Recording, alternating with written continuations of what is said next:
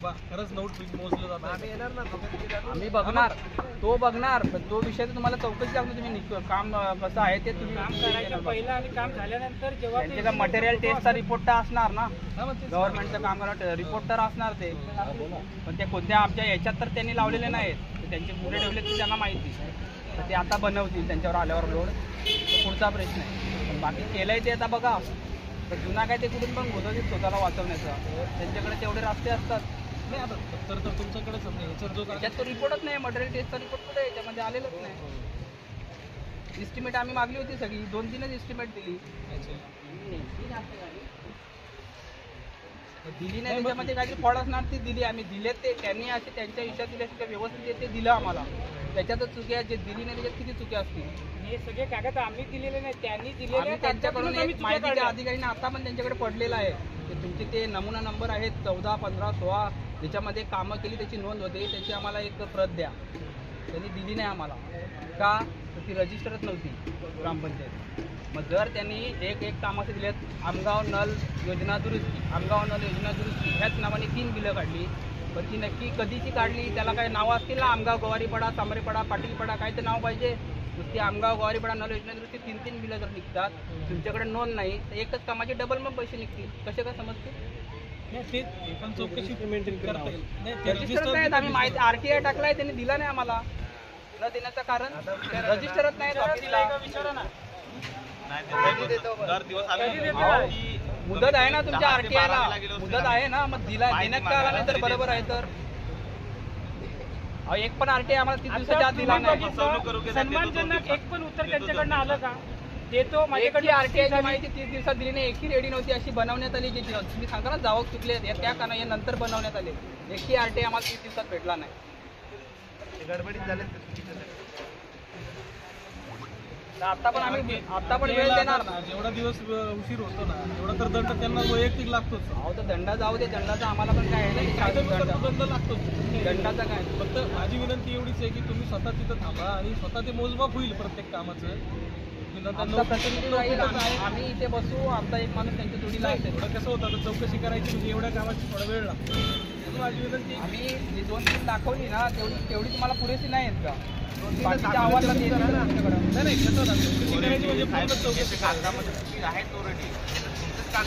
कागद तुमचे शिक्के मारून दिले, तुम्ही RTI ने दिले, तुम्ही कसे चुकू शकता? आमच्याकडून जर मिस्टेक झाली तुम्ही ऐकाल का? तुम्ही उपोषण करताय म्हणून माझी विनंती तुम्हाला की तुम्हाला देखील 2 दिवस वाढेल उपोषण.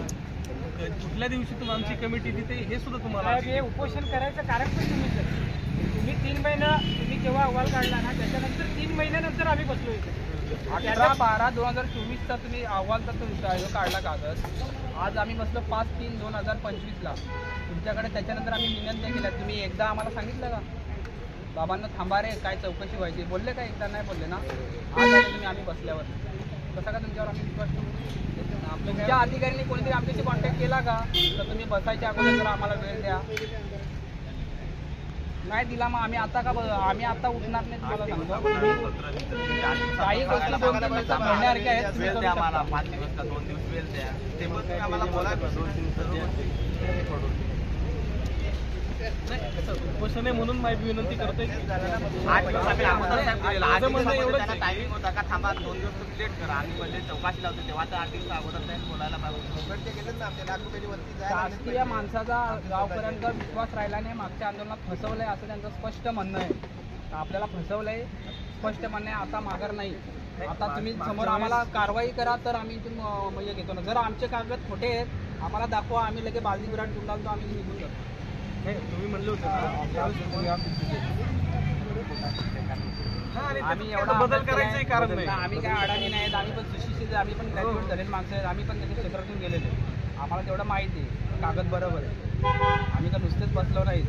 पण समोरच्या अधिकारी आम्ही अर्ज करतो वर्षभरापासून, या कानाने ऐकतात या कानाने सोडून देतात. म्हणजे आम्हाला शिल्लक महत्त्व देतात का? आम्ही जास्त फेऱ्या नाही मारत. इथे जर एखादा फेऱ्या मारणारा RTI टाकणारा जर माणूस आला ना तर त्याचं लगेच बाबा हे गेलं तुझं घेऊन जा, हे करू नका. का सामान्य माणसाला इथं न्याय नाही आहे ना, त्याच्यासाठीच आम्ही इथं बसलो. सामान्य माणसाला न्यायच नाही तुमच्या कार्यालयातली, सरळ सांगतो. विस्तार अधिकाऱ्यांकडनं काय झालं असतं तुम्हाला भेटायला आम्ही 5 वेळा आलो, तुम्ही आम्हाला 1 वेळा भेटले. 5 वेळा आलो पण कोणी सांगितलं नाही का बाबा BDO साहेबांची यांची भेट घालून देऊ एकदा. तुमच्या विस्तार अधिकाऱ्यांनी भेटलो, विस्तार अधिकारी का अरे मला काय माहितीच नाही, अरे ही भाषा आहे का, आम्ही काय फुकट येतो का, किंवा आम्हाला खर्च होत नाही का, ह्याच्यामागे आमचा खर्च होत नाही का. आम्ही गेलो का आम्हाला इथं बोलणार साहेब मीटिंगला गेले, तर आम्ही गेलो का थोड्या वेळात दुसऱ्या कोणाला मागून गेला अरे साहेब आलेत, ते आम्ही विश्वास तरी कोणावर ठेवायचा ते पण समजत नाही आम्हाला. वैयक्तिक आपला कधी संपर्क झाला नव्हता. आलो होतो मी एकदा तो आपल्या ऑफिसमध्ये, एकदा भेट झाली असेल. झाली एकदा तुम्ही आम्हाला भेटले. मला 8 दिवसात आहे मी टायमिंग दिले तेव्हा जर सांगितलं थांबा चौकशीचा अहवाल करतो तर आम्ही थांबलो असतो ना. तेव्हा लेटर पण नाही आलं तुमचं, सपोर्ट पण नाही आला आम्हाला. 8 दिवसांनी तसं निवेदन देतो चल हे काहीतरी चौकशी करायला थांबायची मीटिंग म्हणून आम्ही थांबलो असतो. आमची पण बायका पोरं आहेत, आमचा पण परिवार आहे घरी, आम्ही त्या असे रिकामे नाही, आमचा पण पोट भरावं लागते.